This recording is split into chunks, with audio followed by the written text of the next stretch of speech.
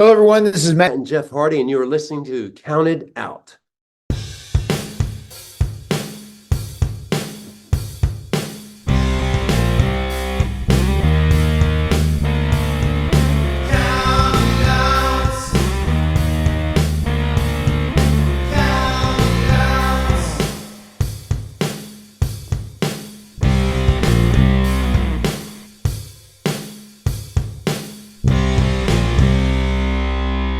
You are listening to Count It Out with Mike and Tyler. Well, we are live, pals. And once again, you are listening to an episode of Holy Shit, did I fuck this up this week? And I don't care.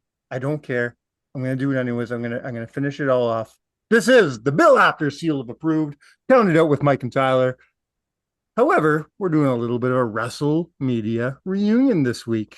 No Tyler this week. This is the No Tylers Club.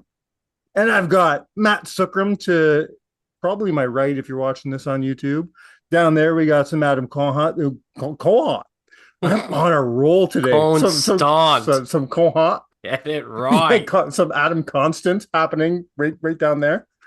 We have the former hosts of the everything. I forget everything. The wrestling show. Don't worry. It is really. I have been up since 4 o'clock in the morning. It is late. Adam doing his best Brady Bunch down there, and we are having a fun time. Last week on the show, we told you we were doing something real special, and we're keeping our promise.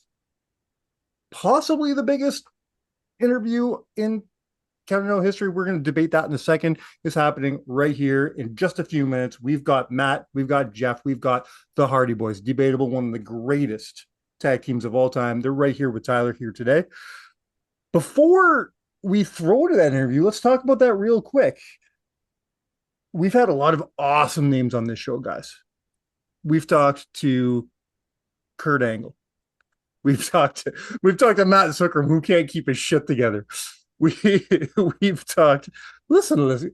You of all people checking your watch. Yeah, can we speed this up along, man? Number 7. Okay, Hardy Boyz versus APA versus Billy and Chuck versus whoever else was at WrestleMania. Listen, Tyler told me this was a speed situation. He's put a bomb in my house, okay, and he's told me if this show goes 1 second over 90 minutes, he's gonna blow up my house at some point. Okay, so we have got to speed this thing up along. Okay, great. Number 6. Let's go. You're insured. I understand that, but I'm very. You have bomb insurance, right? I'm very concerned right now. No, I opted for the volcano insurance instead. That's where they get you. I fucking love you so much right now. That's where they get you. Let's talk. Man, I can't wait for Tyler to hear the first 30 seconds of this podcast. He hates it when he leaves me alone to play. He's gonna call me and we're gonna bond over having to edit Mike on a podcast. Kurt He still Angle. has never had to edit Danny though, has he? Once. No, twice. Oh, boy. I've had him on the show twice. We've done 2 lasting mark reunions on this show. Oh, that's right. Kurt Angle, Rob Van Dam, some of the biggest names in wrestling have been on this show. However, you throw the two together, Matt and Jeff together with their singles abilities and one of the greatest tag teams of all time. I'm going to say maybe they edge out those two guys, and the Hardys might be the biggest names to be on this show today. Any argument on that? I mean, I'm the one who reached out to you guys when I heard the announcement, and I said that without hyperbole, this is, I think, the biggest guest you guys have had on the show. These guys are absolute legends. Everywhere that they've gone, they have been dominant champions. I think I would agree with that statement. These are the biggest names you've had on the show to date. Now, we've discussed a lot about the greatest tag teams of all time on the show. You talk about your Legions of Doom. You talk about your Dudley Boys. You talk about your Edge and Christians, of course, and so many more. The Usos. Let's talk about Matt and Jeff Hardy. I'll start with you, Matt. Where do Matt and Jeff Hardy fall in the ethos of the greatest tag teams of all time? Are they in the top 3?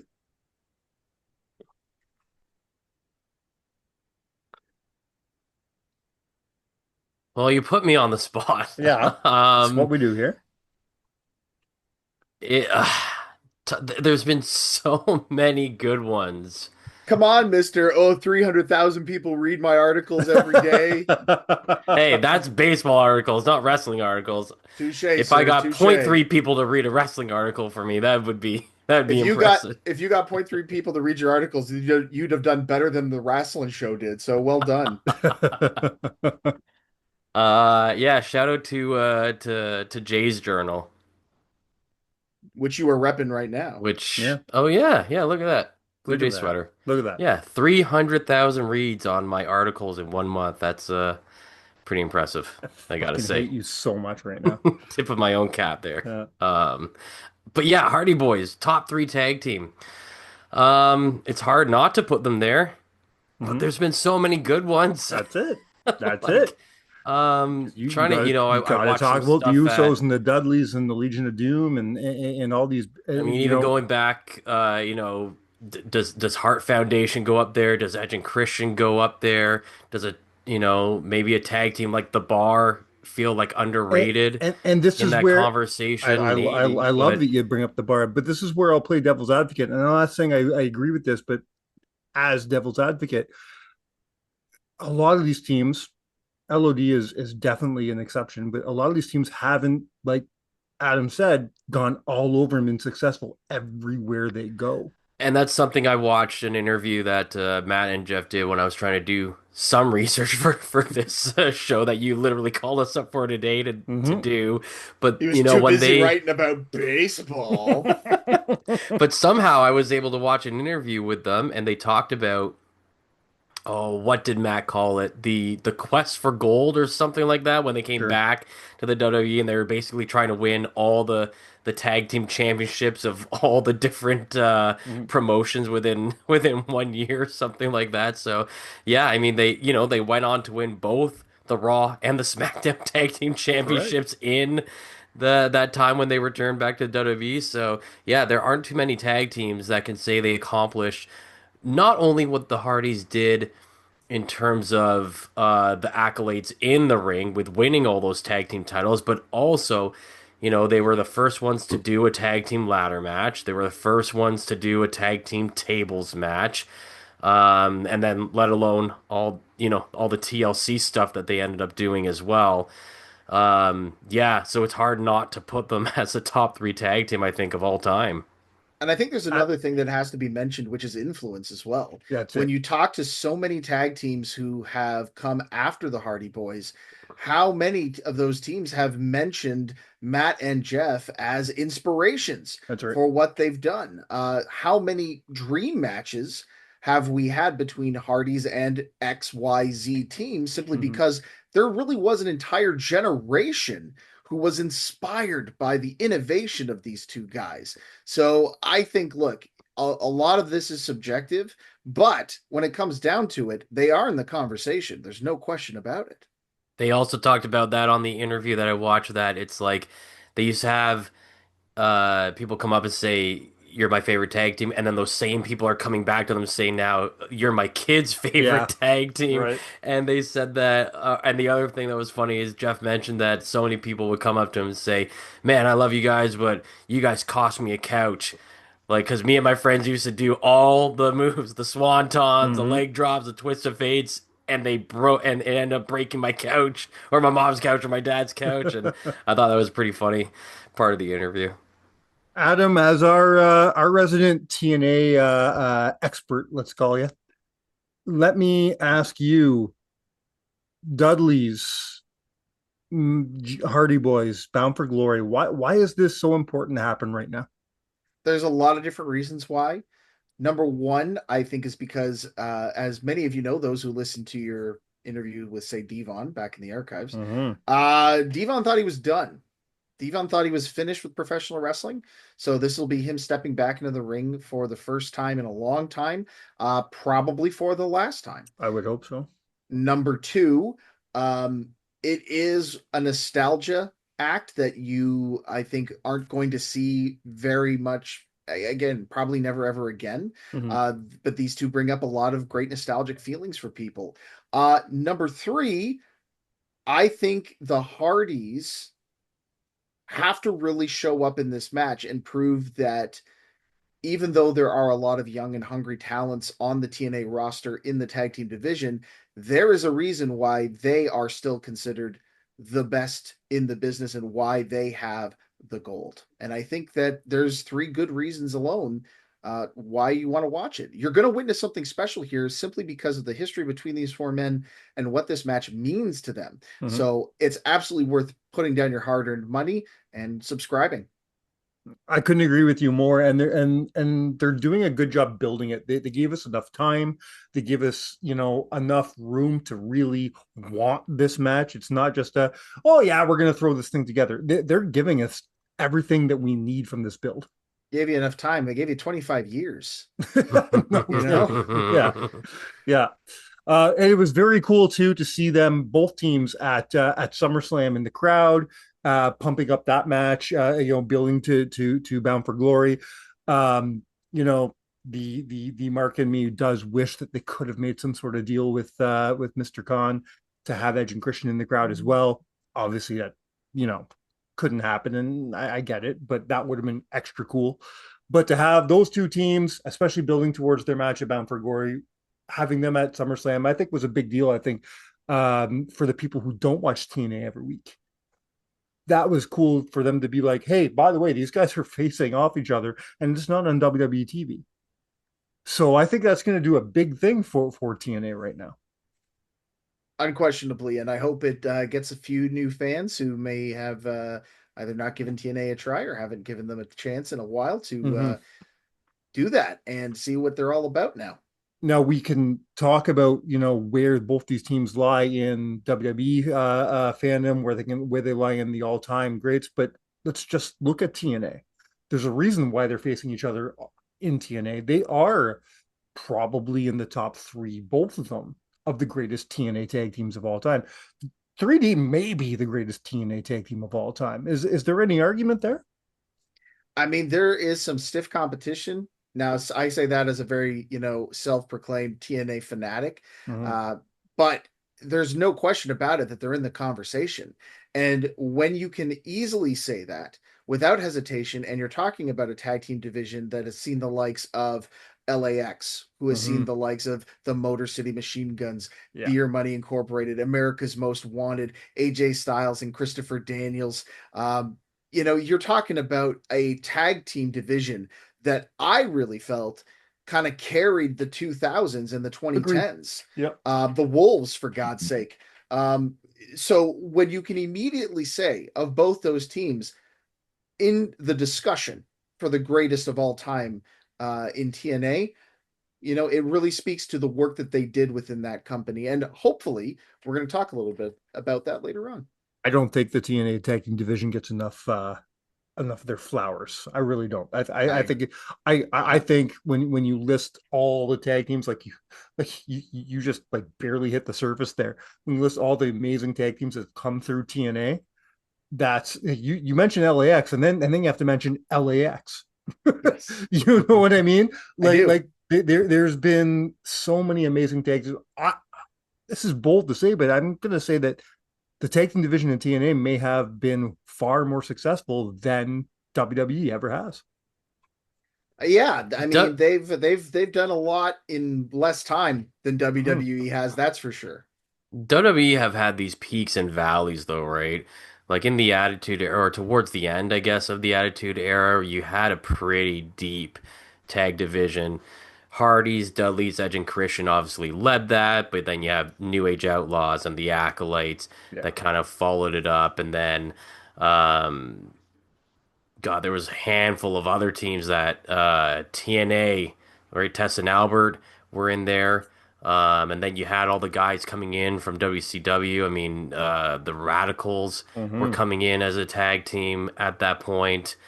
I mean, and then they were teaming up just almost anybody that didn't have anything to do. There was a time, but there were some notable. I mean, Steve Blackman and Al Snow were a team for a while, right? A lot of people forget, and the Godfather were a team for a while, right? Like he came out of that. People forget how Cody Rhodes got his start.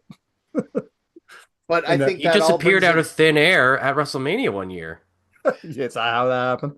But I think that brings it back around to our topic of discussion today, which is you talked about the tag team renaissance at the end of the 90s. And of course, who was right there at the forefront of it, right? Mm-hmm. The Hardy Boys. And these were guys who, along with the Dudleys and Edge and Christian and many of the teams that you mentioned there, reinvigorated tag team wrestling in North America and brought a new renaissance to the tag team scene in America. And I think that in itself makes these guys one of the best teams of all time. And then you also had the last, 10 years where teams like the New Day and the Usos really kind of led that re-revolution into the tag team. Again, the Bar were part of that as well. But then you had all these guys going, well, they've got to have dream matches against the Hardys now, and then they got to have those. Well, and that's why I'm hoping that we do get a turnaround, and the Hardys get to come back, and the Hardys and Usos kind of have to happen one more at time. some point. You know what I mean? Yeah, and we have a couple unfinished business matches that I think we need to see happen before they finally take their very well-deserved retirement. But with no further ado, I'm going to throw to Tyler. I wish I could have been on this one. This was a big one to miss, but Tyler did a great job. He got to interview his favorite tag team, one of his favorite tag teams of all time. So I'm very proud of him. So here's Tyler talking to Matt and Jeff, the Hardy Boys. Enjoy. You can see my guest today live on September 4th and 5th when TNA Wrestling comes to Minneapolis for the first time ever. They're one of the most decorated teams in wrestling history, widely regarded as one of the greatest of all time. They are the current TNA Tag Team Champions, Matt and Jeff, the Hardys. Gentlemen, this is such a huge honor for me. Thank you for being here. I got to tell you, I am a day one Hardy Boy fan, going back to the days of the plaid headbands, Sunday Night Heat era. So for me, this is super cool, and I'm excited to talk all about TNA with you guys today. Thank you, man. Appreciate you supporting us for so long. Yes, sir. Well, I mean, let's dive right into it. TNA Wrestling is on fire right now as we head into the September 4th and 5th events.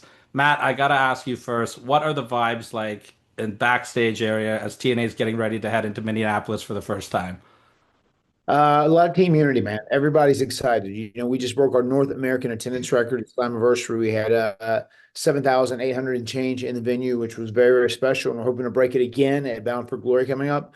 But at Minneapolis, man, we're stoked. It's our first time in Minnesota, which is crazy. It kind of blew my mind that TNA had never been here before. But we're going to be at a very cool venue too. It's called the Minneapolis Armory. It hosts a lot of concerts and stuff. Holds about 3,000 people. A perfect venue for TNA TVs. It's going to be epic, man. Live on Thursday, and who knows? Maybe the Dudleys show up. It's about time for them to start calling us out. With this big match coming up. Oh, I'm gonna paint my face as the Minnesota United, the team. We went to the soccer team the other day, and I'm gonna paint my face in the color of that logo, and it's going to be sweet. I love that. I love the creativity behind everything you guys are doing. We're going to talk all about the Dudley Boys in a minute, but Jeff, I want to turn to you on this one. Now, you've been through in TNA through many different eras over the years. What is so special about this current group and this current era of TNA that just seems to be firing on all cylinders? Yeah, I think we're just a group of people that really want to help TNA evolve to the next level and be competitive with all the other wrestling promotions that are out there. And I see TNA as kind of an abstract piece of art, man, because they're very open-minded when it comes to ideas. And Tommy Dreamer's great. We've known him for years, and he finally made the cable ladder happen in an actual ladder match. And I was so pleased to bring that into life. And we got so many big ideas in the next year. So, yeah, TNA is much more open-minded than other places, and it's going to show throughout 2026 for sure. It's also great to TNA isn't micromanaged like a WWE is or an AEW is. Yes. It's a lot more open to guys being allowed to kind of make their own music, paint their own picture. And that's something, Matt, especially with you in the Broken Universe, that you really got to show that creativeness. What are some of your favorite memories of having that creative freedom during that time period for you? It was amazing just how Broken Matt became such a viral figure, and just the sayings like I came out and started talking crazy in the broken Matt accent, and then just like people could not wait for me to say certain words just to hear how crazy I was going to pronounce it. And it was such a great time. I was so proud of Jeff. He did Brother Nero, and for a while I banned him from jumping off the top rope at all. And he really leaned into that and created a real nice reinvention of himself into something that we were able to really help TNA grow and stay popular enough to get sold to the current owners now, Anthem. Absolutely. It feels like TNA, it's just such a big part of the Hardys' legacy. You always come to TNA and it's like this new boost in your career. And you guys always get great eyes on TNA wrestling. And like you said at Slammiversary, one of the largest, the largest audience that TNA wrestling has ever had for an event.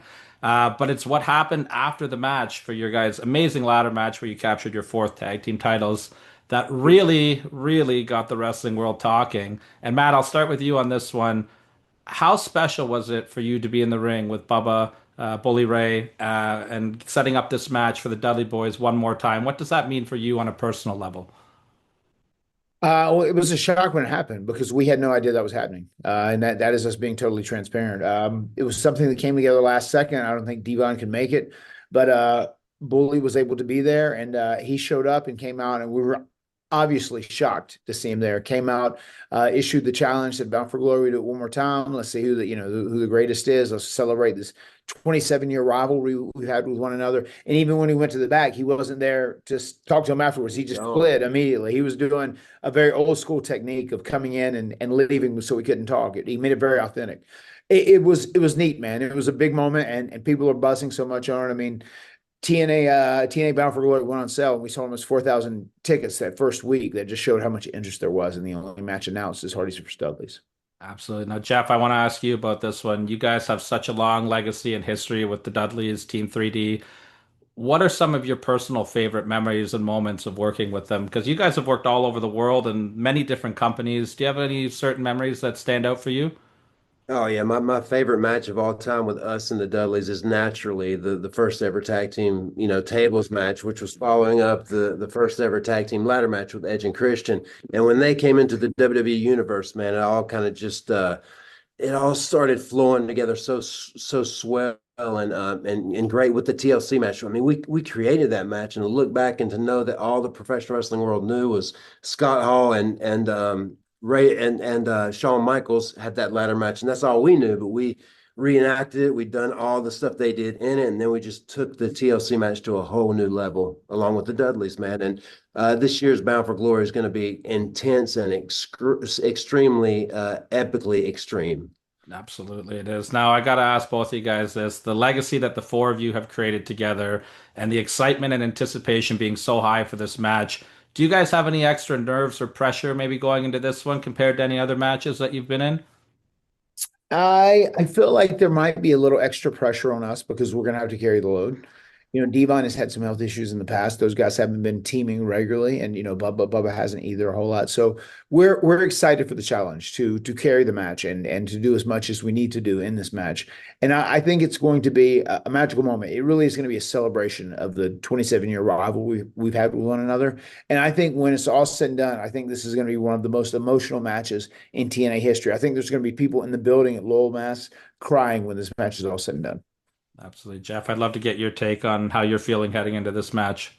Oh yeah, the pressure's on, man, and I'm actually training for this match. I'm trying to find my full set of abs by the time Bound for Glory rolls around. So we'll see what happens with that. But yeah, naturally being older and we've done it for so long, the pressure's on to actually go out there and have a killer match. And I think it's going to be super special and very emotional and super intense. And it's the next big thing I'm excited for, to manifest, execute, and then conquer and to be ready for what's next. Absolutely. Matt, I'll go to you for this one. I want to stay on the topic of Slammiversary. We saw your guys' good friend Leon Slater become the youngest X Division champion in TNA history. Can you talk a little bit about how proud you were seeing him have that moment and then the shocking return of AJ Styles after? Yeah, extremely proud, man. We're both so proud of Leon, and I say that all the time. I feel like some of these people we kind of take under our wings and they start growing and becoming bigger. They feel like our kids, because we have a huge interest in them. And Leon Slater is one of those guys. Super proud of him. And to have AJ Styles come out and endorse Leon Slater was a huge deal for him. And I think Leon Slater is going to be a massive star in pro wrestling as long as he can stay healthy. Yeah, seeing AJ back in TNA was so special, man. And Leon, without a doubt, is my new favorite wrestler. Jeff, you've done some pretty crazy things in your career, but what were you thinking when you saw him do the 450 Swanton off the top of Ultimate X? I was blown away, man. Like oh my gosh, I've been on top of some high things, but that was just like superhuman. It was unreal to see him come off so gracefully and to survive that, man. So he takes the risk and he's willing to, put it all out there, man, and to live for the moment, much like the Hardys. And it was very surreal being there and witnessing that live and in person. I'm just glad he didn't become a splat of matter following that thing. It was crazy. Absolutely. It was one of the most incredible things I've ever seen in a professional wrestling match. I want to shift gears and talk a little bit about, you guys as a tag team have done so much stuff, but you both also have incredible singles careers as well. Do either one of you kind of have an interest or an itch to get back into the singles division at all, or are you guys just happy teaming and having fun together right now? I'm happy doing the tag team thing, man. I think I've been calling it the inmost extreme run instead of just the last run. But yeah, I'm enjoying it, man. I'm going to continue to enjoy it. But one thing about TNA as well, my second run in TNA, I kind of found myself as a pro wrestler in 2012. That's when I first started painting the eyes on my eyelids. And I was like, okay, this is it. I finally figured out what I do and what my part is in pro wrestling, being the charismatic enigma. And that's what I did. And I discovered that in 2012 and I had a great year that year with TNA. Absolutely, you did. And it was just a couple years before that you won your first TNA Heavyweight Championship, sharing the ring with Hulk Hogan and Eric Bischoff. Do you have any memories of that night, Jeff? Oh, for sure. Man, Hogan, just to know him on a personal level is so special to me. And I can remember back to so vividly when I got a call from him and was asking me if I was wanting to possibly come to TNA. And just the fact that I was talking to Hogan on the phone and actually had formed a little alliance with him is just is so cool that I can say that. But yeah, Immortal, man, and that Immortal title, it was like he gave it to me because I was the champion at that time, and to be out there with him is just still kind of surreal. It happened, and I hope another opportunity kind of works out for me in the next few years, maybe in the singles division, my solo dimension, I like to call it, but something like the Antichrist of pro wrestling, more like an enlightened Jeff Hardy. And of course, Bound for Glory, you guys have the Dudleys. You've won a title there, Jeff. But Matt, you also won the World Heavyweight Championship at Bound for Glory. What do you remember about your big night winning the Heavyweight Championship? I remember it was really cool because my wife was there, our dad was there, my newborn kid was there, and he was able to witness it. And they all got in the ring and celebrated. My brother was there too as the referee. It was cool. It was cool that they took that pivot because we weren't really exactly sure what we were doing there because the future of the company was kind of up in the air. And it's cool that they trusted me enough to do that and have me win that match. And then we ended up doing a double turn where I defeated EC3 Ford as Big Money Matt and started off as a heel, and then it kind of transformed into Broken Matt, which became a viral sensation and a big baby face with the Broken Hardys ultimately. Excellent, excellent. You guys have been great with your time. I just have two more quick questions I want to ask you here. You guys have done so much throughout your career. What's left on the Hardys bucket list of accomplishments that you'd still like to accomplish over the next few years? First on mine is to be the NXT Tag Team Champions. That's definitely up there for me. Yeah, we beat Frag's team and we never got a title shot, so we got a complaint there. I think there is. I think we do now that this partnership is in place. Have some great moments, have some more historic moments in WWE when it's all said and done. And I think WWE is going to be okay with that. We just visited those guys at SummerSlam recently, and they see us as a WWE legacy act as it is anyway. And they know we're both still, busting our ass. So we're both working really hard. So I think there is some more WWE stuff left to do as well. Absolutely. So the last question I like to ask everybody as we take it home here, you guys have done so many amazing things throughout your entire career. Do you have any moments that you can look back on that just personally make you smile? Just little moments for yourself that make you happy to reflect back on? Well, I mean, the first thing that pops into my mind is whenever we first won the WWF World Tag Team titles. That was our dream, and we accomplished that very early on in 1999. the tag team ladder match with Edge and Christian. That was the match that really put us on the map and turned us into just, from just wrestlers to superstars. The fact that we had to wrestle each other at WrestleMania 25 was a big deal. And Jeff was talking about this earlier. The WrestleMania 33 return is one of the most special moments of our career. It was kept, under wraps, and it was a legitimate surprise, and it was one of the most amazing reactions we've ever been involved in. Yeah, that's it for me. The way that when Broken Matt started saying this thing about an expedition of gold, I didn't know what Broken Matt was going to be, but then I found out real quick. But he's mentioned this expedition of gold, and I didn't know how it was going to end. But for it to end at WrestleMania, winning the World Tag Team titles was just incredible. This has been such an honor, guys. Thank you so much for taking the time out today. Do not miss TNA Wrestling September 4th and 5th. They are coming to Minneapolis for the first time ever. Get your tickets now, or Matt is going to delete you. Delete! And I have to, because we're here. I got to throw up the... I got to do it. Yes, thank you, man. And there you have it. The Hardy Boys have said full out they hope to come back to WWE one day. Bold words, cool words. I hope to see it happen. I'm not surprised that they said they want to go after the NXT titles because, they've done everything else. Why not do it? Right? Might be one of the only championships they haven't held yet. Exactly. And goddamn, can they be a help in NXT? So depending on when this airs, look out, Hank and Tank. Now, before I move to the list, I'm going to take a quick break from the Hardy Boys to put Adam on the spot. As you can see, I am drinking a beautiful, cold, wonderful Bobcat Red Ale from our friends at Cowbell Brewery. Adam, you were gracious enough to join us at the very first ever Cowbell Championship Wrestling event, hosted, promoted, and booked by me and Tyler, Counting Out with Mike and Tyler. We talked about it in length last week about our experience, but I want to really quickly hear about your experience of the day, because you weren't in our seats. You weren't doing what we do. You weren't even doing what you do. This is different for you. You weren't in your regular chair that you are at Rock Solid Wrestling. You were there to help support, the podcast, support the show, and just, be a fan and run the table. So can you give us a little bit of your experience at Cowbell Championship Wrestling? Well, I mean, I think it defined in a word was fun, man. I had a great time. It was nice to sit back and just kind of watch other people do all the work for once. And the show from top to bottom was very entertaining. You had some really great young talents on there. Obviously, yeah. I wanted to shout out, of course, Draven Caius, who I know very well from Rock Solid Wrestling. I thought he did an incredible performance. And man, Bryce Hanson. What a talent. Kid. What a kid. That guy is going to be a superstar on levels we can't even fathom yet. Everybody in a year from now, we're going to have a podcast and we're going to be talking about Bryce in a very different light. If you haven't reached out and seen his work, please do so. And man, that main event, what can I say about it? I told you guys before the show happened, when you're going to book the crew, expect the unexpected. And boy, we got that. Boy, I tell you, I was not expecting Blue Oyster Cult to start playing in the middle of a brawl, but somehow it worked. And let me tell you, make it entertaining. Let me tell you a little story here, Matt, because it involves one of my favorite parts of the entire day.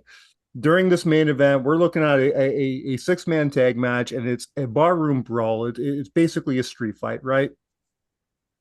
And because it's Cowbell Championship Wrestling, Mikey Jenkins grabs the mic and he says he's got a fever. And fever is for more cowbell. So, of course, Blue Oyster Cult's Don't Fear the Reaper plays, and it plays for the remainder of the match. Amazing. Adam walks to me and he looks at me straight in the eyes and says, "Who's booking this shit?" And I start laughing. He goes, "Who's in charge here?" He goes, "When did this turn into some new jack ECW shit? I fucking love this." And it was one of the most fun wrestling show moments of my entire life. Not because I helped book it, but because, Mikey and Custom, they're just, you can't not have fun when you're around those guys. They're just so fun. They make you laugh. They make you have a good time. So, and then right after that, they tried to put Kyle Boone through a picnic table. So I think I saw clips of that actually. It was the greatest clusterfuck I've ever been involved in. Again, thank you to everybody at everybody who, supported Cowbell. We hope to do it again next year. Thank you, Adam, for being there. It meant a lot to us. Moving on. I think it's list time, boys. I'm excited to see what you have to say. Before I do, Matt. Yeah. Man. Over under on how many matches on this list will be ladder based? Probably 11. 11. 11 out of 7? I like it. Yeah, honestly, I would take that bet. I would take that bet.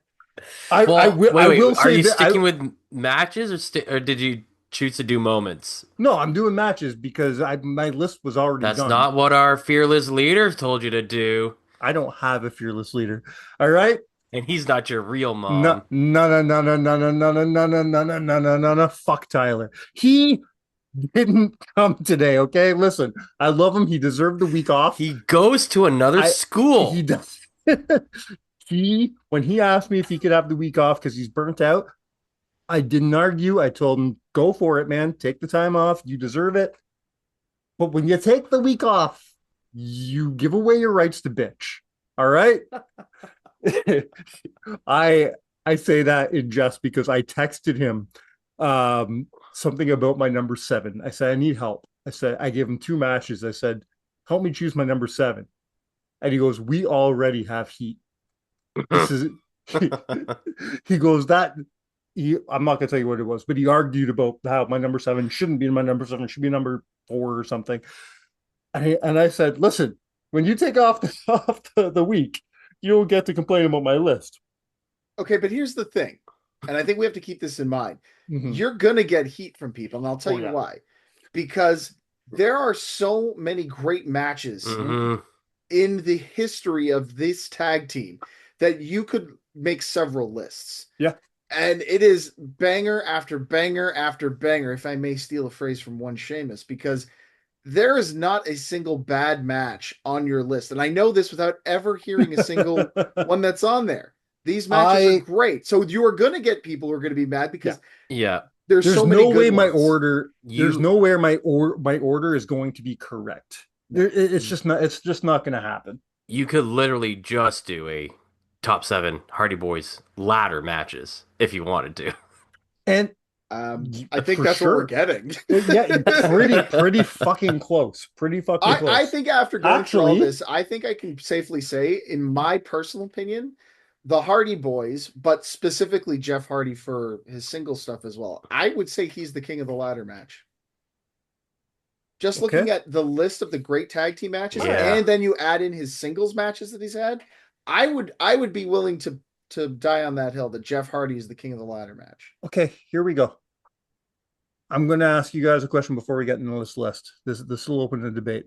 The bomb, Tyler. The bomb. I was going to say, but Tyler's going, God, no. Tyler is the Michael Scott gif right now. No, God, no. What is the most influential, I don't mean the best, most influential ladder match of all time? Is it Shawn and Razor at WrestleMania 10? Or is it TLC? Are you talking about the first one? You can fucking pick one. Okay, I'm gonna cheat. Okay, Matt's already made his pick. He's signing it. Thank you so much for. I know what this is a podcast. I know what Matt's choosing. I'm gonna cheat because the answer is Razor and Shawn until TLC. Because maybe you don't get TLC without Razor and Shawn, right? You don't because really the ladder match between Edge and Christian and the Hardys at No Mercy was those 4 guys saying we have to top Razor and Shawn. Mm-hmm.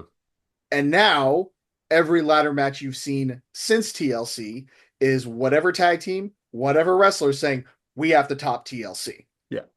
So the answer is both. And I'm with you. And Matt says TLC.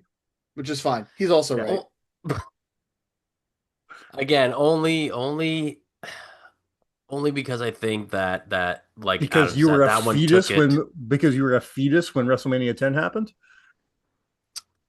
If that. Let's go with that. Fuck, I'm old. All right. Let's hit the list because this is a hard one. I'm going to get so much heat and I don't care anymore. We're going to start. We're not even getting into the WWE stuff yet because we're starting off with some ROH. Okay. My number 7, we're going to Supercard of Honor 11 in 2017 in their ladder match against the Young Bucks. Wow. And it's not often you're going to hear me give some Young Bucks on a list, so fucking enjoy it. I was wondering if they would make it on the list just because you hate the Young Bucks so much. I do hate the Young Bucks, but I do enjoy the when they do something good. I give them their due, and they did something good. This match, let's show you how wild was this is. really good. This is my number 3. This is my number 3. All right. And you got it at 7. This is gonna be wild, baby. This is gonna be a wild list. Yeah, I do enjoy this match. I just think there's better matches. But... there's two better matches. But I mean, listen, ladder matches, I don't even, it's number 7 on this list. I don't think it makes my top 7 ladder matches in ROH.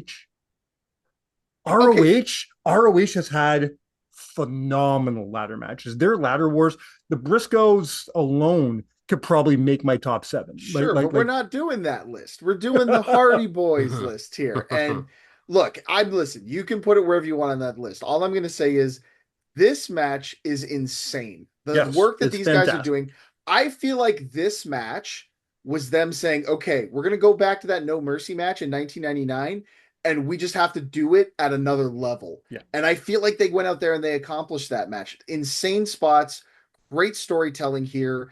I don't know what it is. I think I really like the Hardys in ladder matches working one other team. For some reason, I like it when it's just 2 teams in there. I think they work a little bit more of a story in with it rather than it being just pure spectacle. Not saying that makes it better, just saying that really does it for me. Maybe that's why I got this one up so high, but I really felt that this was another, like, also has that passing of the torch layer to it.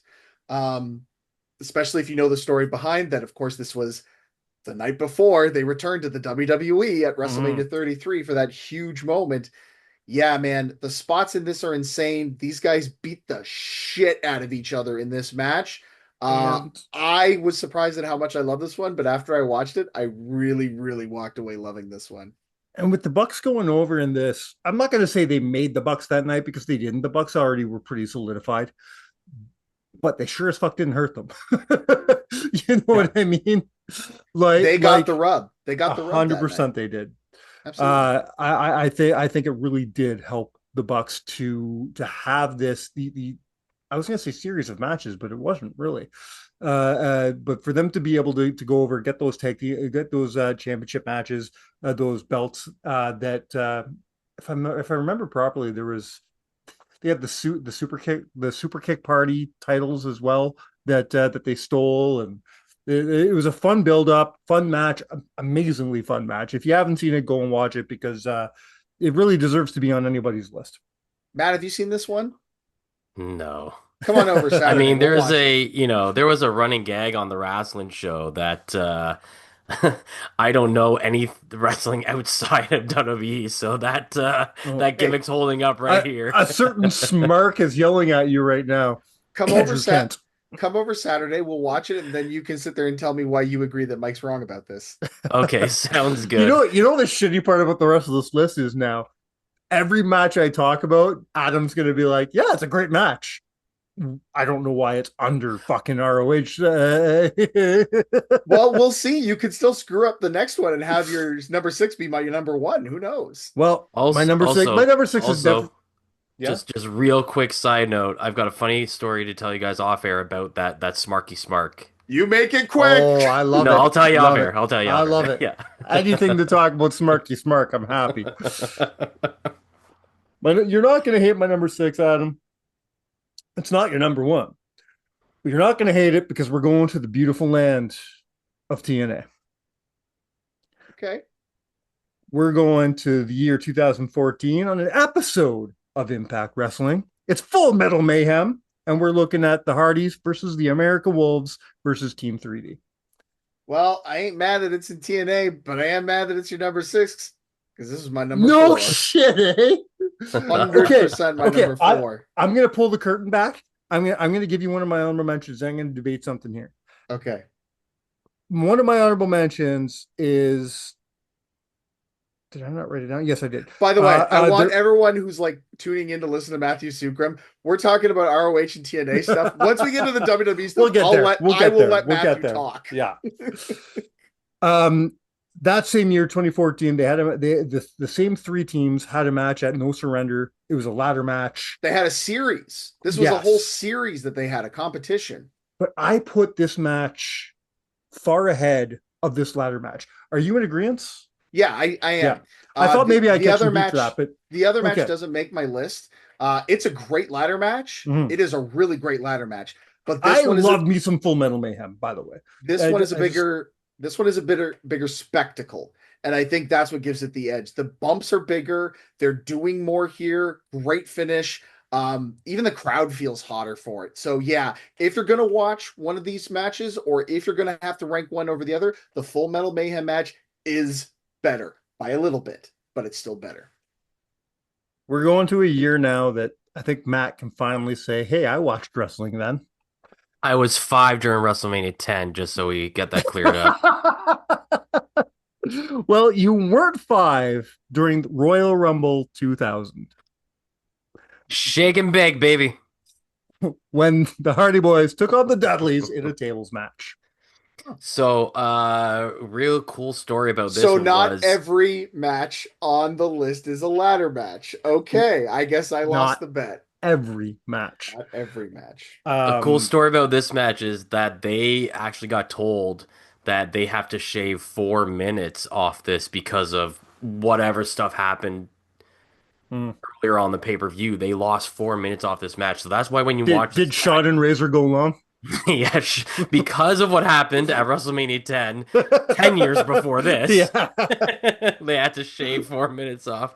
No, and so they said that's why there's sequences that feel like they're so rushed, but because they were told that almost before they went through the curtain, the Hardys and the Dudleys just looked at each other and they said, okay, the stuff that we were going to sell for a little bit longer, we just won't sell. Yeah. Okay, we'll just speed it up a little bit more, right? So there's that sequence where they have Matt's got Devon on a table on the outside, and he drops the leg, but Devon moves, and then he leans against the table, and then Jeff comes out of the ring, and then Devon moves again, and he goes through the table. That's like a lightning quick sequence, but it was supposed to be a little longer, but it almost made it better because Devon's up, move, and then move again. They had the exact opposite problem that we had at Cowbell. We had to keep telling our talent, you can take your time. We gave you 7 minutes, but you actually have 13. Go, just fucking stretch. Just say everything twice. Yeah.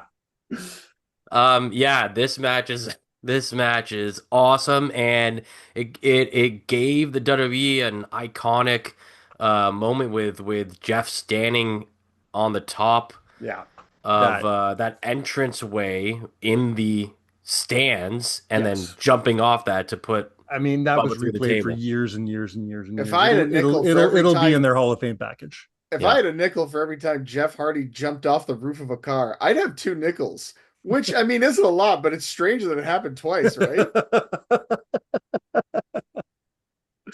It's strange it happened only twice if you're considering Jeff Hardy. Him jumping off that shit, though, let's say I kind of hate Jeff for that, because we have a mutual friend, the 3 of us, and you didn't really have to witness this, Matt, but Adam and I did multiple times with a mutual friend named Ray. And because Jeff Hardy jumping off shit, Ray thought he could jump off shit. Because of Jeff Hardy, I probably almost had a heart attack at the age of 17 watching one of my closest friends just say, I could jump off a house. And I'm not exaggerating. Knowing Ray, I believe you. Yeah. Yeah. Great match. I think I think this one does deserve to be on the list. I don't know if it's at this spot, but again, this was Now, also the first the tag spots team don't count table anymore. match in the Yeah, WWE, so exactly. that's got to count for something. Spots don't count anymore because I feel like I kind of went cliche with the rest of them. Nothing's going to be a surprise anymore. But I mean, we're sticking very close to the same group of years for the rest of my list. We're going to start at my number 4, WrestleMania 2000. Wow. Okay. This is your your number number 5? five, Adam. Okay, That's my number right. 5. I'm okay with so that. Close enough, you get a pass. Yeah, sure. Close enough. What do you think about that, Matt? Knowing what's still to come, yeah, again, I think it makes sense. Like you said earlier, the order is gonna be different for everybody going into this. I think the matches, especially my top 4, everyone's gonna have these matches. Just the order might be mixed up for everybody. Yeah, I remember when you guys did your WrestleMania best matches on each WrestleMania card, and I'm pretty sure you guys picked this one for WrestleMania 2000. Yeah, probably. It was either this or the triple I don't threat like WrestleMania 2000. No, I know you don't. Yeah. But for me, it's a very nostalgic trip. It was one of the first WrestleManias I got on VHS. Sure. When I was older than 5. It was out of diapers by then. Yeah. And that's WrestleMania 8 for me. Is it the perfect WrestleMania? No, but it's the first WrestleMania that I don't. I love you. And I think, but it's the first WrestleMania that was mine. You know what I mean? Yeah. They also, they said, okay, we've done the tag team ladder match already. Now it's these 3 teams who are still young, still hungry, and wanting to put on a showcase. And I believe for all 3 of them, this was their first WrestleMania, right? None of them were at. Edge and Christian did a weird thing at first match. Let's say first WrestleMania match. Yeah, and they absolutely steal the show. I think the lasting memory of this match is Jeff Hardy off the ladder on the entranceway, right off the really tall ladder, right? That's the lasting image from this one. That's probably more lasting image than Edge and Christian actually winning the damn thing. Moving on to my number 3, where it all really started, I suppose.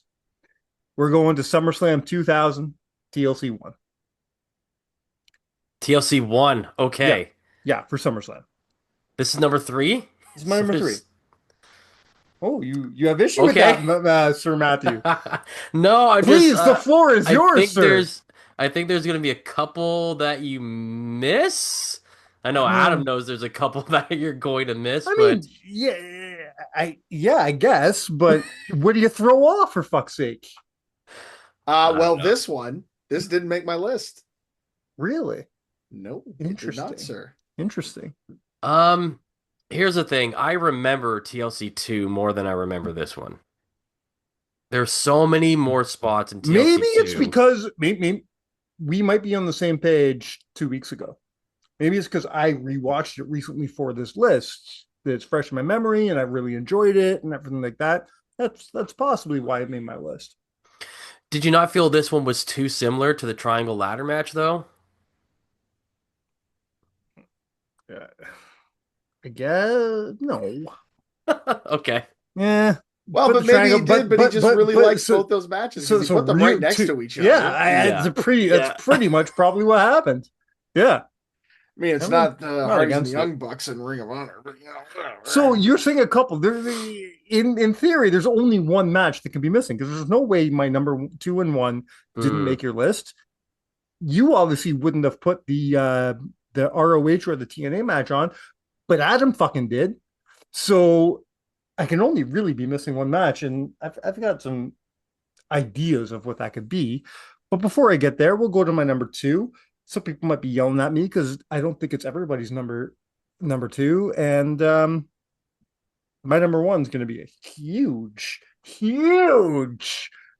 controversial issue because I don't think anybody had this as number 1, but it's my favorite match. So this is number 2? My number 2, you're going to hate me, Matt. Don't be mad at me because I know you love this event. But WrestleMania 17 is my number 2, not my number 1. Okay. Yeah, that's cool. I get it. It's my number one. I understand it's his Again, too. And there's just and it was my number one. I have it written down as my number one, scratched out. Number two, scratched out. Number one. It went back and forth. I have less of an issue with this because you are talking about a series of matches over a 2-year period that are all incredible, all game changing, all great spectacles. So at this point, when you're just talking about those for 2 years, you're really just playing favorites at that point in time. And this match to me is my favorite. And I think I get why it's not yours. I get why it's not yours. But for me, this match is everything you could possibly want. It is a human car crash. But also let me say this, and I'm only talking here because I want to bring Matt into this conversation. Matt and I rewatched the TLC 2 for an episode of Watch Along Wednesday for WrestleMedia, and both of us left that experience saying that was awesome. I never want to see that match happen again. I never want a match like that to happen again, just because we were both sitting there going like, this is disgusting. Like how risky it was. Yeah. I think that's why I think that's why it's my number two. I think my number one, when we get there, is a more polished, just really good match, where this just, like you said, felt like a fucking car crash. And it's my number two, so obviously I didn't hate it. But I think what also hurts it is my personal bias, because I mentioned this on our greatest WrestleManias list of all time. When we ranked all the WrestleManias, I find WrestleMania 17 to be extremely overrated. I do not consider WrestleMania 17 to be in the top 3 or even 4 WrestleManias of all time.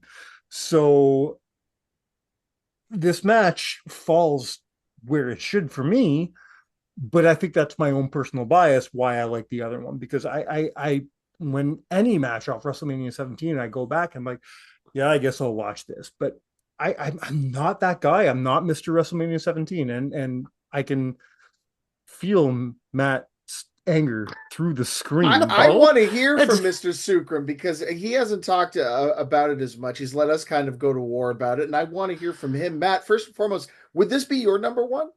I would think so. Yeah. Okay, so what is it about the match that you like about? There are just so many iconic moments in it, from the Edge spear off the ladder, from the Jeff Hardy swanton on the outside, through the ladder, the interference and how they utilize their teams, right? Spike, Rhino, and Lita all get involved, which I thought added a little bit to it. They did a couple of innovative things. I mean, like, well, Jeff kind of fell off the ladder when he was trying to run across all three to get. But I mean, they were trying different things that they hadn't tried yet before. They do a huge bump. Matt and Bubba take a huge bump to the outside through like 4, maybe 6 tables set up outside or something like that. And just, it's like one of those ones where they don't let you catch your breath at any point of however long the match is. But yeah, this is just like, when you say TLC, this is what you immediately think of. I agree with that. Yeah. And and I think it did define these 3 teams' careers for a long time, if forever, I think. Yeah. I think TLC 2 is the equivalent of Hell in the Cell between Mankind and The Undertaker, in that it was a incredible spectacle. It's not the kind of thing that you would list as like, oh, it wasn't a great wrestling match and there wasn't a lot of psychology to it, but it is a match that you watch even once and it leaves an impact. It leaves a lasting impression that sticks with you. The fact that we hear, me personally as an old man, Matt as a slightly younger man, can sit here and say, I remember this moment, I remember this moment, I remember this moment. I think that speaks to it as being something that was special. And I think that's why, in a a plethora of ladders and TLC matches that these guys have been through, this is the one I think that stands out above the rest. Now, not for us, or not for you, Mike, but for us. So let's hear it then. What match did you think is better than TLC 2? First of all, thank you for not referring to me as geriatric if you called yourself old. No, I was going to call you Jurassic. There's a difference. Ooh, I like that. My pick for number one is strictly because I do think it's just a more polished match. But again, my personal bias might be coming into play here because this is where Tyler and I differ hugely. My favorite tag team is a tag team that he doesn't even put in the top 10. And that's Edge and Christian. My choice for number one is No Mercy 1999. Okay. In their ladder match against ENC. Okay. And this is my number two. It's my original number two. They switched back and forth, back and forth, back and forth. And I finalized it right before we decided to hit record. And I went this way. I don't think this match gets enough love, for one. I agree. I agree with that wholeheartedly. Because I look at everybody else's lists, be it Cage Match, be it Bleacher Report, all these other lists they're somewhat reputable. This is number 6 at best on most people's lists. Yeah. This is a top 3. I don't give a fuck who you are. This is a top 3 match. This is one of the greatest ladder matches in history, as far as I'm concerned. This is a polished, phenomenal wrestling match between two teams with a ladder involved. It's not a car crash. It's not there's a story involved. The whole thing with Terry is involved too. And it's, I know it's stupid, but it's the year it was. It's 1999. Wrestling was stupid in 1999. I will just interject and say the one thing that does make this hard to watch is King's commentary, specifically about the Terry stuff. I'll never. Just watch the match on mute. Just watch the match on mute. Yeah, we've discussed this on the show several times. I don't give a fuck. Call me woke. Call me whatever the fuck you want. King's commentary does not age well. It's hard for the most part. For the very most part, it's hard. There are some times where he calls a good match. Sure, but stuff like this, really it was like, was he anything even trying? Anything to do with anybody with a pair of breasts? Yes, if they were anywhere close to the fucking vicinity. ring, or anybody that wasn't white. Anybody off color, anybody or of color, I should say, anybody with female genitalia, you couldn't watch a King match. It just is what it is. We have to just realize what it was. The match itself, however, I truly believe, and I'll stick to this, is in my top. I don't know if we ever did greatest ladder matches yet on this show, but if we haven't, this is in my list and it's in my top 3 probably. It's definitely my favorite tag team ladder match of all time. Matt, I'd love to hear your thoughts on it before I kind of give my little rant on it. Yeah, it has to be on a list for sure. Whether it's number 1 for me, I don't think it is. I think the TLC 2 is definitely up there, but this one is pretty high. It's probably a top 5 for sure, just because they did, again, so many innovative things. And this is also one of those ones where you get excited about it because the crowd gets excited about it. Yes. I mean, I don't know what the timeline is off the top of my head, but obviously this is the first tag team ladder match, and I don't think the WWE had done a ladder match for a while before they did this one. Maybe it was Rock and Triple H at SummerSlam before this one, so it had been the last big notable one anyway. Yeah. And which was a great match. We talked about that just a few weeks ago. That's phenomenal match for sure. Yeah. Which is why I'm surprised Tyler picked D'Lo Brown and Val Venus for his best SummerSlam match for that year, but come on. See, I listen to the show. Yes, you do. Take notes, Danny.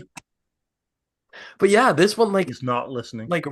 No, Danny's not listening for sure. Right from the get-go, from the first moment that they use the ladder to try to hurt their opponent. The crowd is just into it. And then it just builds and elevates on top of it. And like you said, the story being told is they're going to use this ladder not just to climb up to grab the bag of money. They're going to use this ladder as a weapon to try to make sure the opponent can't climb the ladder to grab the bag of money. And they're going to use it in ways you've never seen them use ladders before. And this was kind of the thought I had about this match and why I think it's so important. And so we, Mike and I, you and Matt, I think you would agree as well. We're all on the same page that this match doesn't get enough love. It deserves to be recognized more. 100%. Here's my commentary on that. This match doesn't get the love that it deserves. It's not put on the same pedestal as Razor versus Shawn, although it should be. And I think the reason is this. Razor and Shawn comes along. They change the game at WrestleMania 10. Yeah. Okay. All right. Sit down, Bret Hart. We hear you. But I'm saying... No. I wasn't disagreeing with you. I am agreeing with you. I'm saying yes. All right. I'm sorry. They were innovative. No, they were innovative. That was a very sarcastic... No. It wasn't meant to be at all. Okay. All right. Fuck Goldberg, right? Hey. Why did Kevin Nash get a seat at fucking SummerSlam and Bret didn't? Come on now. Let's talk about that. Go on. Because Bret Hart rolled his eyes at Triple H during the Hall of Fame. That's why. Oh, shit, yes. Anyway, getting off track. Let's get back to this match. Razor and Shawn come around at WrestleMania 10, change the game. And then we have a period of about 5 years there before anyone comes along and innovates at a new level, right? But then you have Edge and Christian and the Hardys and the Dudleys who come around 6 months later and they say, okay, we're going to innovate again. We're going to elevate again. And then guess what happens 6 months later? They do it again. And then 6 months later, they do it again. And then they hit TLC 2, which we've talked about already, as this huge spectacle. And everyone goes, okay, we can't top that. That's the peak. We can't top that spectacle. And ever since then, you've had everybody, including the Hardys, chasing that again. So what you've had there, and that's why I think that ladder match, as great as it is, again, second best Hardy Boyz match ever, doesn't get the respect it deserves simply because there was no time for it to marinate and to gain a legacy and a legend, because you already had these guys moving on to the next one going, we can do better, we can do better, we can do better. And they did, in my opinion. But that's my rant on it. Well, that's why I think is it TLC 4 that had Jericho and Benoit? 3. That was on an episode of Raw? SmackDown. I'm proving my point right here. Hold on here. Oh. There we go. Love it. That's why that one I think gets lost. That's a agree. phenomenal match. You only remember it if you're a nerd like me and you put it at number 6 on your list. Dudleys are in that, Hardys are in that, Jericho and Benoit. Correct. Jericho and Benoit get added to make it 4 teams. Yeah. So it's Dudleys, Hardys, Edge, and Christian, and then Jericho and Benoit. Correct. Well, Chris Jericho and Hardcore Holly, but yes. Oh, yes. And he beat everybody. He sure did. They gave him the belt and he beat everybody. Best storyline ever. Now, I got an idea. So I can figure out by the way things have gone that only one match is missing from Adam's list. Is that correct, Adam? Don't tell me the match. Just tell me if I'm correct. Well, no, I mean, there's several matches that from your top 7 that aren't on your list. Yes. Well, I just named one. You did. You named one, and then my number 7 you didn't have on your list. So that's 2. Okay. Well, I have 2 matches. I have a very small honorable mention list because my honorable mention list could have been 50 fucking matches. It really could. Yeah, absolutely. But I broke it down to 5. So I gotta tell you what my honorable mentions are, and I want to see if any of those matches would have made your list. Sure. I already mentioned the other match in TNA, the no surrender match. Okay. Then we got Unforgiven 2000, which is a phenomenal cage match between the Hardys and ENC. That's the one that probably would have been like a number 7 on my close. list. It came so close. Yeah, I really like this one. Really great match. I say an honorable mention is the right place for it, but it is a very good match. I wanted to put it on just to have a non-ladder match on the fucking list. Yeah. I really did. We're gonna go back to ROH for a second with a Las Vegas street fight. This is ROH, the 15-year anniversary. This is the Hardys versus the Bucks versus Roppongi Vice. Really fun match. Again, right place for it. It is an honorable mention, but another really fun match. Like all those guys again work their asses off. The clothesline forever spot with the thought. So good. It's so good. That's what an inventive little way. Nice to see Roppongi Vice get some shine. 100%. Adam and I are going to make a ROH playlist for Adam for Sukram. That's please do. He's gonna have to take a week off of work for that. 2 more matches. We got Armageddon 2006. I couldn't put this on this match because I still can't watch it. The tragedy, the Joey Mercury injury makes it very difficult to watch. And it's the only thing. It's the only thing anyone. It's the only thing people remember from the match, and that's what makes it a shame because it actually is a very match good is really match. Good. Yes, it's a very good match, but the only thing anyone remembers is Joey Mercury's face exploding. Do you remember this match, Matt? Armageddon 06. We got Eminem. I'm trying to remember more than just the Joey Mercury face explosion. Case in point. I'm like London and Kendrick and Regal and Taylor. Yeah. And man, I'm ragging. Like, go back I know and watch that it. spot. If you ever, I'm sure it's a good match. I know that. If you ever have a chance, go back and watch it because it really is a good match. London and Kendrick get the shine on this, and it was really worth watching. Other than Joey Mercury, unfortunately, because he didn't only just die in the ring, he died. Like his career was. Which is so unfortunate. He became an addict after this because of the pain bills, and now it ends up being a good story. Redemption story. It is a redemption story in the end. He's got a great career now, but Jesus Christ, this really was the end for him, and that sucks. But it does, it's a good match. And I was a big fan of the Eminem tag team. I thought they had the look. Me too. I thought their music hit all the right notes, no pun intended. And I thought the whole thing with rolling out the red carpet and the paparazzi, I thought that was genius. And listen, that's such a cool get. Like that's heat. That gets heat, brother. And let's be honest with you, Melita's entrance doesn't fucking hurt you. No, not at all. You know what I mean? I thought that's what I mean. Like with the look, those two guys. Dudes. You have two good-looking dudes with this smoking hot little thing doing you already hate them. Thing. Exactly. No, what a great tag. I don't really think we talk about Eminem as. I'm not even talking about in the in-ring stuff. Just. Their work rate was top notch. In the scope of. But take away the work rate. Just talk about like their look, their impact on professional wrestling. Eminem doesn't get enough respect when it comes to some of the greatest tag team work ever.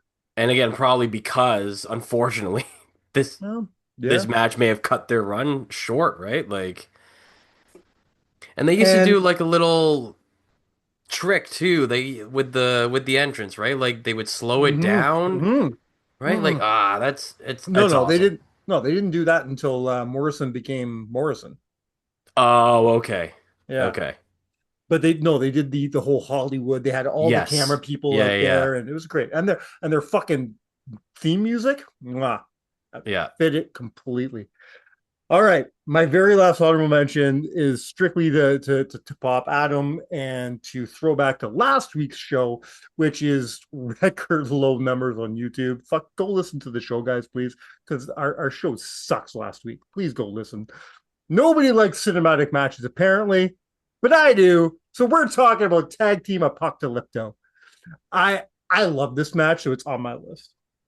I was this close to putting the final deletion as number 7 and cheating and saying, it's not a tag match, but it is a Hardy Boys match. It is the Hardy Boys together in a match. I'm saving that list because there will be a Matt Hardy singles list on this show one day. There will be a Jeff Hardy singles list, which I'm saving for my good friend Jonah. Jonah couldn't make the show tonight. I tried so hard to get him on the show. Jonah's favorite wrestler of all time is Jeff Hardy. Wait a minute. So I wasn't your first pick? I'm not. All right, that's it. I'm leaving. I'm not saying this wasn't the four. Right on time too. I can hear the ticking going. But I'm saving the Jeff Hardy list for Jonah. But one day we're going to talk about the singles things. We're going to talk about those deletion matches because shit, you know. That's all you can say, really. Did either one of you, and be honest, it's okay if you didn't.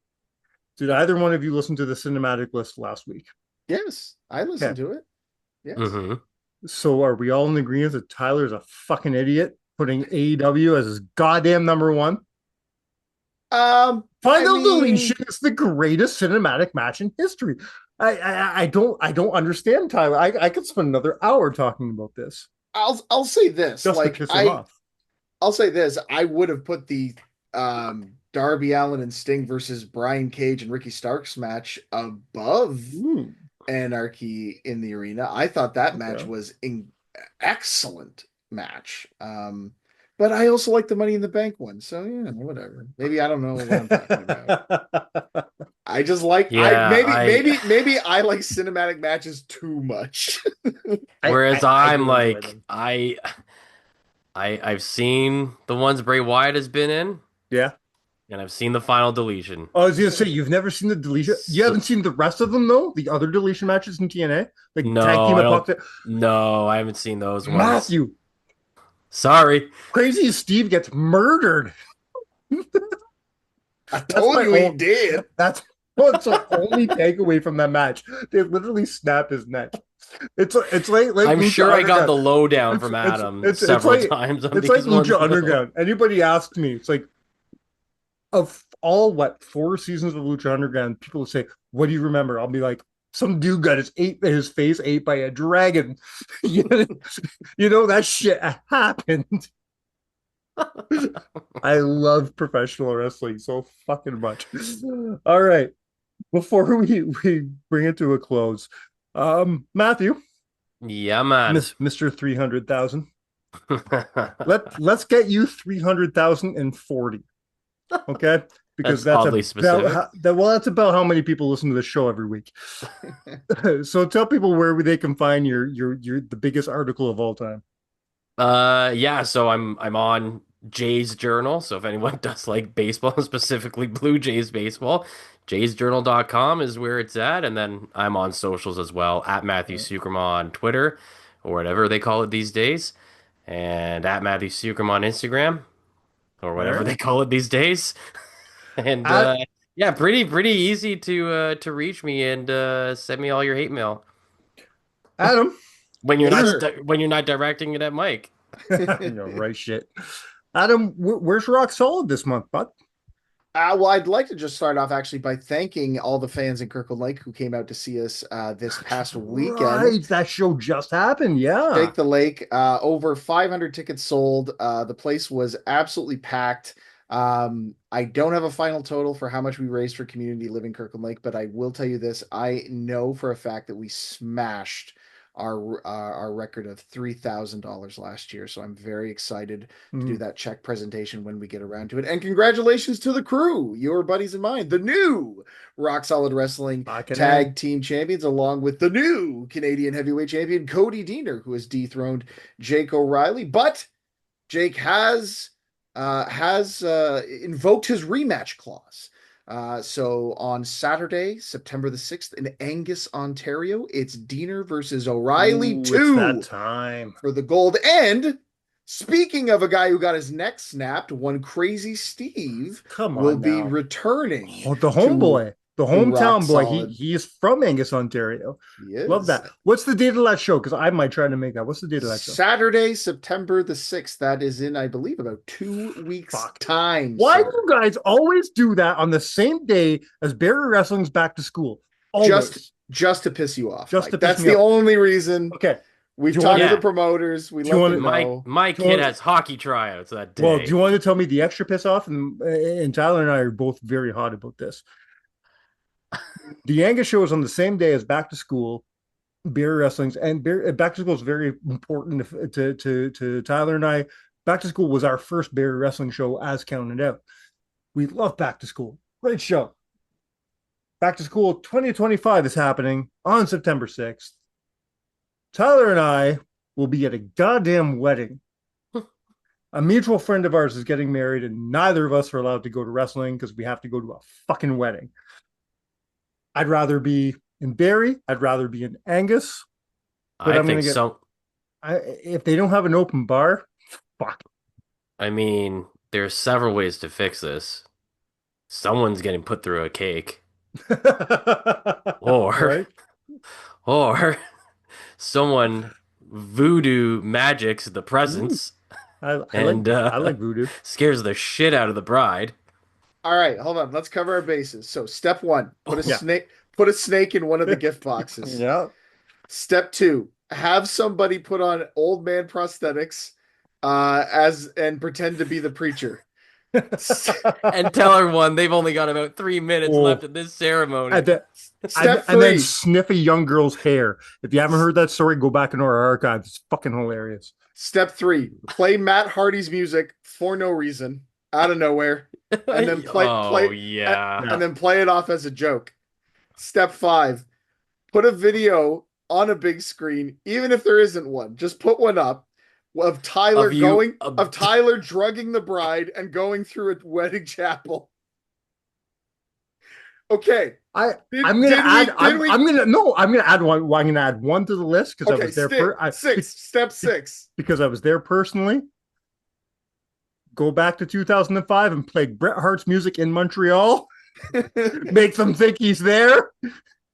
That didn't happen during a wedding. Come on. Yeah, Mike, come on. Figure out the gimmick. I'm a gimmick. I'm fucking tired. Okay, step 6. This is a deep cut. Step 6. This is a deep cut. Step 6. Have Sanjay Dutt object to the marriage and propose to the bride. Okay. Step 7. Go back and listen to our interview with Paul Vachon. Because he talks about the Uncle Elmer wedding. Easy, but that one was okay. We're trying to think of all that the one went off ruined. without a hitch. Yeah. Except for the bride and groom who got hitched. And then we've reached the point where this podcast has died with a joke like that. So maybe it's time to be merciful and put a bullet in its head, because I think Tyler's about to, looking at the runtime, put a bullet into my head. So have fun at your wedding instead of at Barry Wrestling. Yeah. Well, I mean, he's got a lot of work to do to do all the things that we just mentioned on our list, so that they can get to Barry Wrestling and then come catch Crazy Steve at Anarchy and Angus. It's very all right, my friends. Thank you boys. so much. Two of my closest friends in the entire world. I couldn't be happier to have you both on the show at the same time. It doesn't happen enough. Thank you for being here again. Add on new content. That guy, Matthew Suckram, he's here. Until next time, my friends, you have been counted out. Cheers. Oh.